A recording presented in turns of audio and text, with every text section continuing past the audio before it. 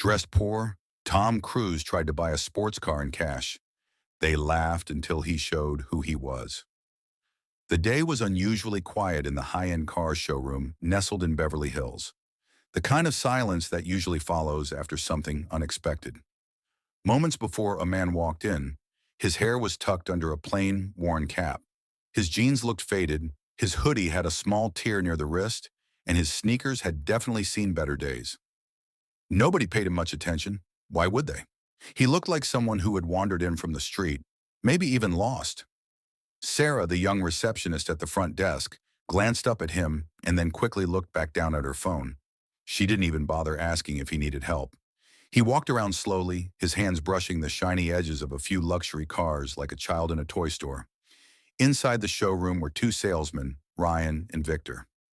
Ryan nudged Victor and whispered, "Look at this guy, must be looking for the restroom." Victor laughed under his breath. "Yeah, or a place to warm up for 5 minutes." They didn't offer him water. They didn't even say hello. They just watched him, amused. The man stopped at a matte black Lamborghini Aventador. His eyes lit up with curiosity and then with something deeper. Maybe memory, maybe desire. He leaned closer, almost reverently. Finally, he turned to the two salesmen and said, "Can I take a look inside this one?" Ryan stepped forward, his tone light but condescending. "That's a very expensive car, sir. We don't just let anyone sit in it." Victor smirked. "It's over $500,000. You sure this is the car you meant to ask about?" The man smiled slightly, then pulled out a thick envelope from his hoodie pocket. "I'll buy it." In cash, both salesmen stared at the envelope like it was a joke. They laughed. Not just a chuckle, but a loud, surprised laugh. Ryan even clapped once, sarcastically. "In cash? Seriously? Where'd you get that kind of money? You rob a bank or something?" The man's smile faded. For a moment, he just stood there, silent. Then he slowly pulled down the hoodie from his head and removed the cap. Everything stopped. Sarah gasped. Ryan's jaw dropped. Victor blinked, frozen. Tom Cruise. The Tom Cruise. He looked them both in the eye and said, "I asked if I could see inside the car." Suddenly, everything changed. Sarah dropped her phone. Victor rushed to open the car door. Ryan was apologizing so quickly the words barely made sense. Tom stepped into the Lamborghini, ran his fingers across the steering wheel, and said nothing. But the silence this time wasn't from being ignored. It was from the weight of realization.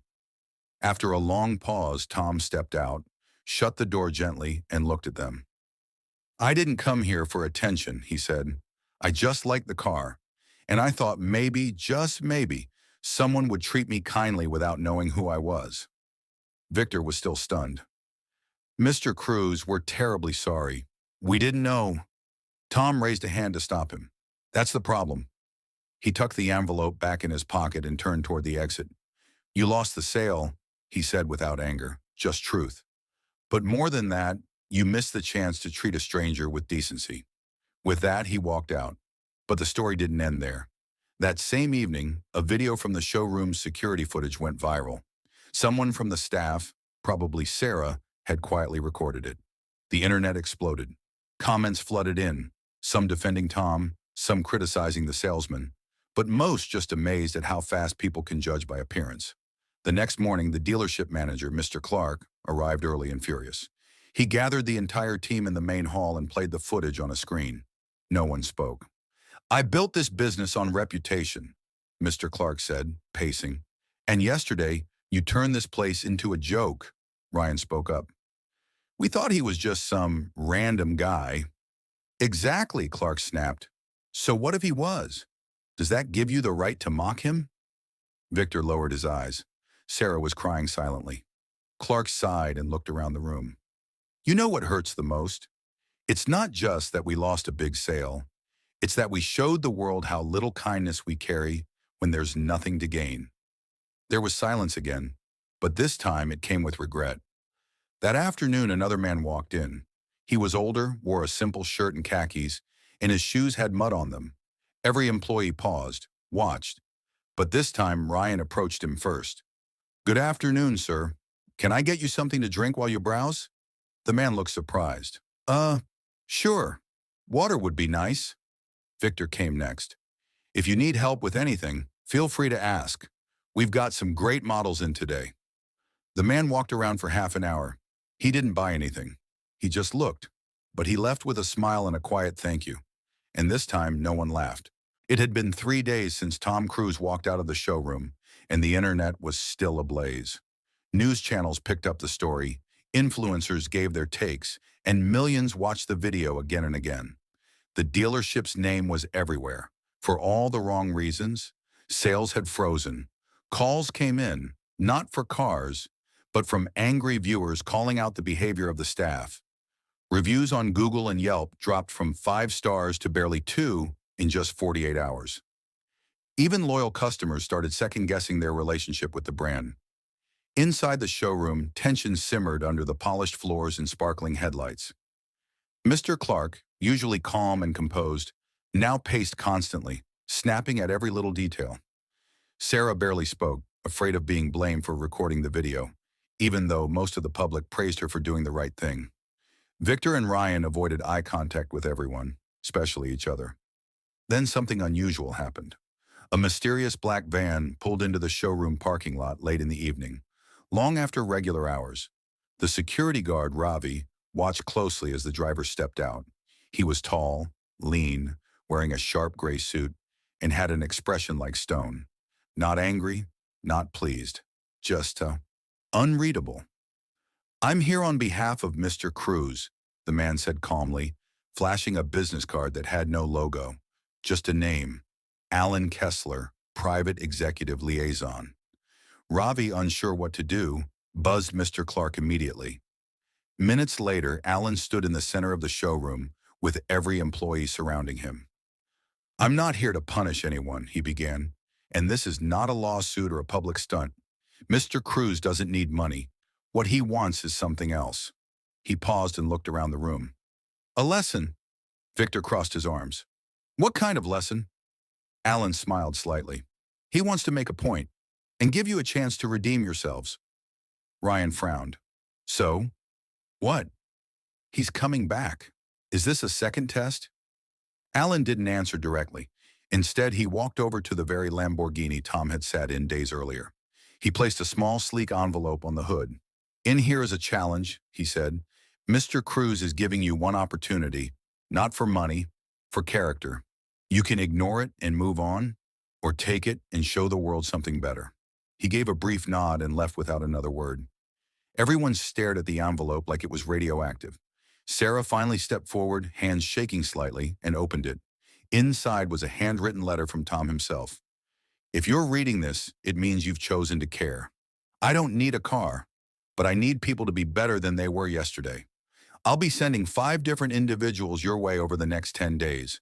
You won't know their names, their faces, or their stories, but each of them has something to teach you. If you're willing to learn, treat them well, not to win me over, but to win something bigger than approval, your own dignity. Tom." Sarah stared at the Rolls-Royce keys resting in her palm. The smooth metallic weight felt unreal, like she was holding something from another life. Around her, the rest of the team stood in stunned silence, not sure whether to speak, cheer, or cry. Mr. Clark finally broke the silence. "It's for you. He meant you, Sarah." She shook her head slowly. "But I didn't do anything special. I just recorded what happened. That's all." "No," Clark said firmly. "You saw something wrong, and you chose not to stay quiet. You showed the world. You started this." Victor stepped forward. "You treated that old lady with such care. And the boy with autism? You helped his mom find a safe place for him to sit. Every test we passed, you were the one who kept reminding us it wasn't about sales. It was about being human." Tears welled up in her eyes. She had come to this job just for a paycheck. She had no grand dreams, no ambition to climb any ladder. And now here she was, standing in the center of a transformation she never asked for, but somehow led. Outside, parked just across the lot, was the sleek black Rolls-Royce. A card sat on the dashboard. She walked out slowly, the others following behind like witnesses to a dream. She opened the door and read the card. This isn't a reward, it's recognition. For the one who didn't wear a suit, but showed the most character. For the one who never tried to be seen, but was seen anyway. Tom. It was more than a gift. It was a message. But the story was far from over. The next morning, the news exploded again. A second video had gone viral, this one showing the test Tom Cruise had arranged. The old woman, the angry man, the deaf couple, all actors, all part of his plan. But the twist? They weren't just random people. Each one of them had been part of Tom's personal life. People who had shown him kindness when no one else had. The old woman had once helped him when he was lost as a teenager. The man in the wheelchair had given him shelter in a storm while Tom was researching for a role. The teenage boy's mother had cooked him a meal when he was filming in her small town. The world watched in awe. This wasn't about exposing a car showroom anymore. It was about reminding everyone how far small kindnesses can go, how deep they stay in someone's heart. Reporters camped outside the dealership for days, but Tom never came back in person. Instead, letters began to arrive. One by one, every employee received a personal note, not printed, not typed, handwritten. Sarah's note was the longest. In it, Tom shared a moment from years ago when he had felt invisible. It was a night he walked alone through a quiet alley in Paris. No bodyguards, no assistants, just him. Cold, exhausted, lost in thought. An old woman passed him, noticed his shivering hands and gave him her gloves. I didn't even know who you were, she'd said, but I knew what cold feels like. He ended the letter with this. You reminded me of her. You reminded me of what the world forgets too often, that someone seeing you matters more than someone recognizing you. Never stop seeing people. Pronicium. That night, Sarah drove the Rolls-Royce home through the city lights. She didn't blast music. She didn't speed. She just held the wheel gently, tears rolling down her cheeks. But something else was about to change. Across town, inside a high-rise boardroom filled with polished executives, Tom Cruise sat at the head of a sleek glass table. A large screen showed a live feed of the dealership, silent, peaceful, and no one in the room dared speak. Until Tom finally said, "It worked." One of the executives, a woman in her 50s with sharp eyes, asked, "What now?" Tom leaned back. "Now, we make it bigger." Another executive frowned. "You mean do this again? Where?" Tom looked around the room. "Everywhere." A murmur filled the air. Tom continued, "People are chasing clout, money, status. They walk past the kind. They talk over the soft-spoken. They praise the rich. But I want to start something that flips that on its head. Something global. Not just a test, not just a game. Something real." He tapped the table, thinking aloud now. "We'll call it the Human Worth Project. And we'll find places, companies, streets, schools, stores, and quietly test how people treat others. Not with cameras, not for views, but for growth." "Isn't that a little extreme?" one man asked. "You're an actor, not a philosopher." Tom smiled. "Exactly. And actors pretend to be people. Maybe it's time we reminded real people how not to pretend." The room fell quiet again. But one thing was certain. This wasn't just a personal mission anymore. It was the start of something wider, something that would stretch beyond the dealership. Back at the showroom, things had shifted in subtle but powerful ways. Sarah now led the team, not with a title, but with her presence. When someone had a bad day, she noticed. When someone was struggling, she didn't ask what's wrong. She simply brought them tea. Victor stopped rolling his eyes and started asking about people's weekends. Ryan brought books to the break room for others to borrow. Mr. Clark installed a new policy. Kindness first always. They even added a small plaque at the entrance, right by the glass doors. It read, "You never know who's walking in, but you always know who you are when they do." Months passed. The buzz died down. The viral fame faded, but the habits didn't. Until one evening, as the sun dipped below the horizon, a quiet young girl in a faded hoodie stepped inside. No one knew her name, but everyone smiled anyway. The girl in the hoodie walked in silently. Her shoes were worn out, her hoodie too large, and her face, half hidden under her cap, held the kind of tiredness that had nothing to do with sleep. She wandered between the rows of cars like someone who didn't belong, but didn't want to leave either. Victor noticed her first. He didn't approach quickly. He'd learned that sometimes people needed space before they needed help. After a few minutes, he walked up slowly and smiled. "Looking for something?" She looked startled, eyes wide beneath the cap, then shrugged. "Just looking." "No pressure," Victor said kindly. "Feel free to take your time." He turned to walk away, but she suddenly asked, "Do you think someone like me could ever buy one of these?" Victor paused. Not long ago, he might have said something half-joking, maybe even dismissive, but not now. "I think someone like you could own anything," he replied. "What you wear doesn't decide your worth." She didn't smile, but her posture relaxed, just slightly. Sarah, watching from behind the reception, got up and brought over 2 hot chocolates. She offered one to the girl without a word and sat beside her. For a while, they just sat. No sales pitch, no conversation. Eventually, the girl spoke again. "I used to dream of becoming an engineer, designing engines, but dreams are expensive." Sarah looked at her and said gently, "You don't have to buy a dream. You just have to start walking toward it." That moment, quiet and small, would have gone unnoticed by most, but not here, not anymore. The girl eventually left without giving her name, but something about her stayed behind, like a question hanging in the air.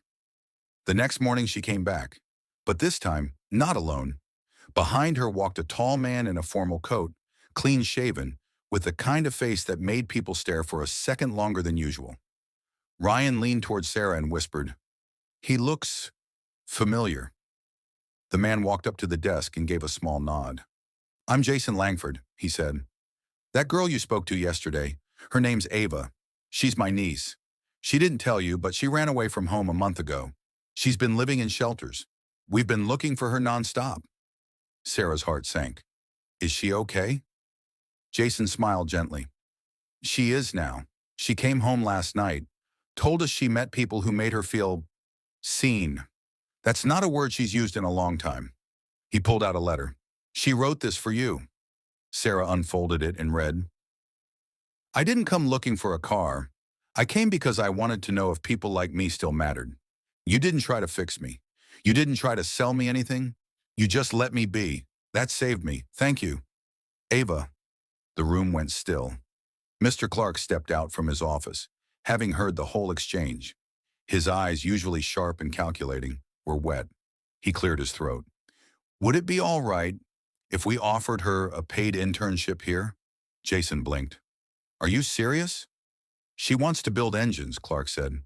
"We can't teach her everything, but we can give her a place to start." Jason looked at him, deeply moved. "You have no idea what that would mean to her." Ava started the internship the next week. She was quiet, observant, always carrying a notebook. Sarah helped her with paperwork. Ryan taught her how the engines were assembled. Victor walked her through design logic and showroom standards.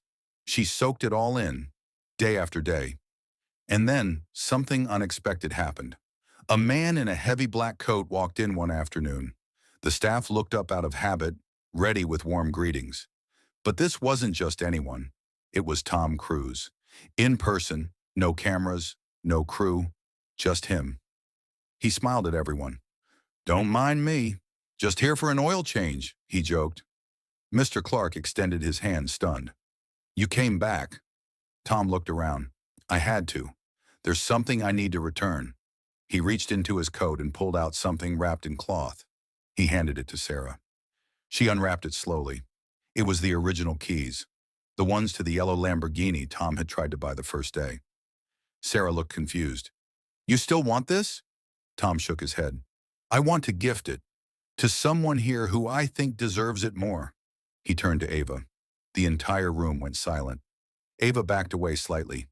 "Me?" Tom nodded. "You didn't come looking for glory. You came looking for hope. And instead, you gave hope." "I can't drive," she stammered. Tom smiled.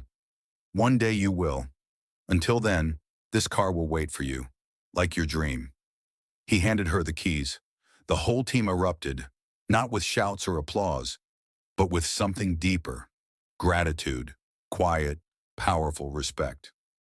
That evening after Tom left, Ava sat in the driver's seat of the Lamborghini, engine off, notebook in her lap.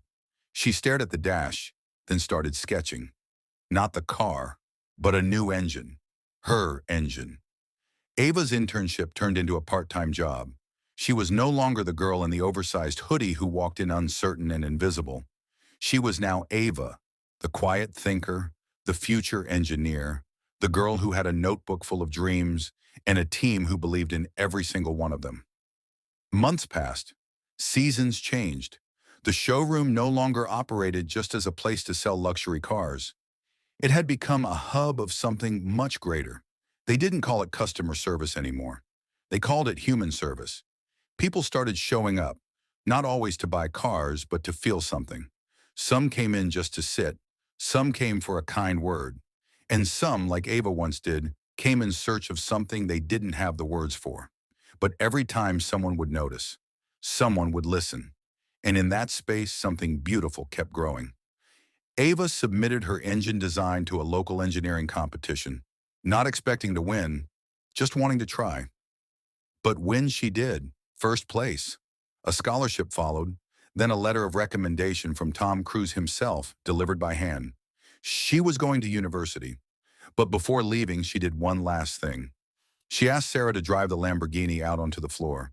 Then, with a screwdriver in hand, Ava removed the small metal plate that held the car's official model name and replaced it with a custom one she had made herself.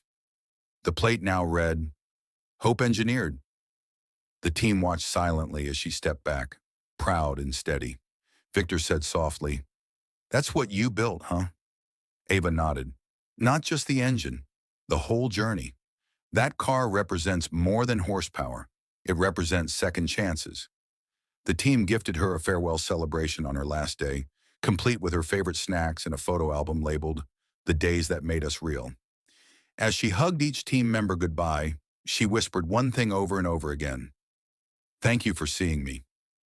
Later that evening, after everyone had gone home and the lights were turned low, Sarah sat alone at the reception. She looked around at the quiet showroom, now filled not just with cars, but with stories. Her eyes fell on a box that had arrived earlier that day. No return address. She opened it slowly. Inside was a hardcover book titled The Human Worth Project.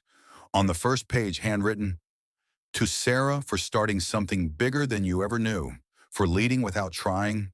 You didn't just change a store. You reminded the world what it means to be kind. Tom." She closed the book, tears threatening to fall, and whispered, "I didn't mean to start anything." A voice behind her said, "The best ones never do." It was Mr. Clark, standing in the doorway, holding 2 mugs of tea. She smiled, taking one, and they sat in silence together. No words needed. Kindness does not ask for a stage. It does not dress rich or speak loudly.